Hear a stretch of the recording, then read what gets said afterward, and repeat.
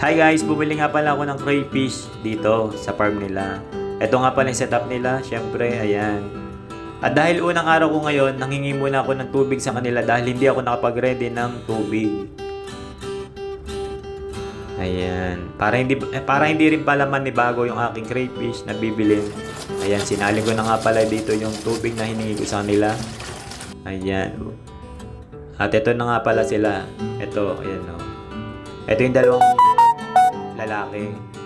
Binigyan na rin pala ako dyan ng isda para daw gumagalaw-galaw yung tubig dahil ang isda ay medyo malikot.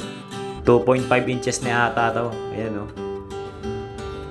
Ang haba na rin. Sabi nga pala sa akin 2 to 3 months na daw siya. Ito. Tapos ito naman yung apat na babae. Ito. Ayan o. Siyempre, pababayaan ko muna dyan sila na mga 30 to 1 hour. Ayan o, yung isda patay na rin o. Naiipit siguro. Ayan, try natin hulihin. Siyempre, medyo natatakot nga pala akong kapitan kasi nga first time ko makahawak ng ganito. Ayan o. Oh. Medyo mahirap siyang hawakan, sabi kasi sa akin. Masakit daw manipit. Yan, natatakot ako. Ayan. Yan o. Oh. Diba? Uy, malikot siya. Tumatalon-talon pa. Try ko itong hawakan itong lalaki. Kaso hindi ko talaga kaya mahawakan pa. Siguro, baguhan pa nga ako. Ayan, try natin ha. Ayoko. Mahirap talaga kapitan. Pero, kailangan natin matutong kapitan na yun. Sumasabit pa nga. Ayan. O, diba? Sige, pabayaan natin muna sila dyan. Ayun o, yung isda patay na. Pero hindi ko siya itatapon. Alam ko, kinakain nila yan. Ayan. Ililipat ko na pala yung isda dito na patay. Para pag sila, kakainin nila yan. Tapos, ayun, may nakawala na pala diyang isda na isa.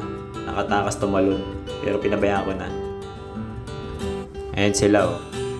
Ito nga pala yung 4 na babae, saka 2 lalaki sa kabila. Ayan o. At makalipas nga pala ang 1 oras, ito na.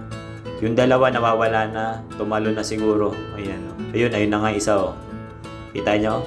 Pakakawalan na natin sila lahat para makagala na sila.